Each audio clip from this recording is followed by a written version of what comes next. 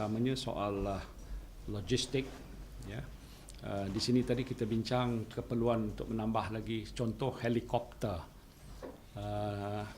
Dikatakan perlu ditambah 4 buah helikopter lagi contohnya.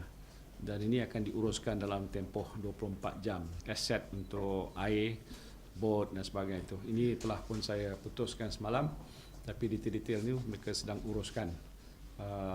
Yang keduanya adalah tentang soal logistik makanan untuk mangsa-mangsa banjir. Setakat hari ini tidak jadi satu isu besar di peringkat tiap-tiap pusat. Dimaklumkan tadi, contoh juga di Perak dan juga di Terengganu, kedua-dua menteri besar melaporkan ia tidak menjadi satu masalah besar. Bekalan air bersih itu saya telah tekankan semalam. Dilaporkan KETA, Kementerian Air yang bertanggungjawab, telah mengeluarkan arahan di mana yang boleh dibantu dengan bekalan-bekalan air bersih.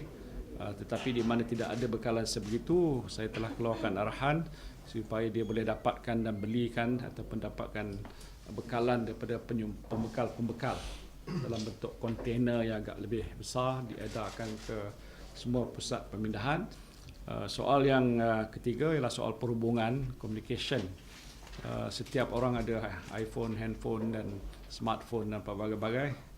Dimaklumkan masa saya melawat ke Kelantan, antara perkara yang paling sukar ialah perhubungan menerusi komunikasi telefon. Kerana bekalan elektrik hampir di semua sekolah-sekolah jadi pusat pemindahan di Kelantan, tidak di tempat lain, terputus. Jadi sebab itu tak tahu apa yang berlaku di bawah kerana mereka tak dapat berhubung dengan pusat-pusat kawalan banjir.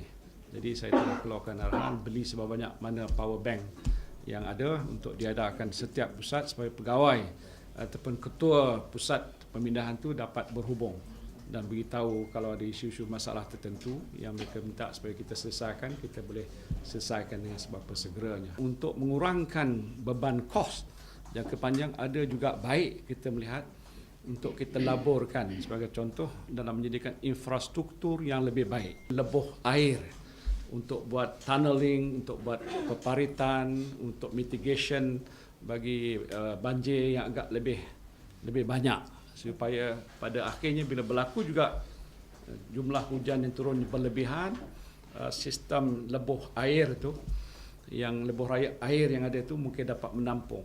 Kalau ada pun banjir tidak sebesar. Ini kita kena kaji.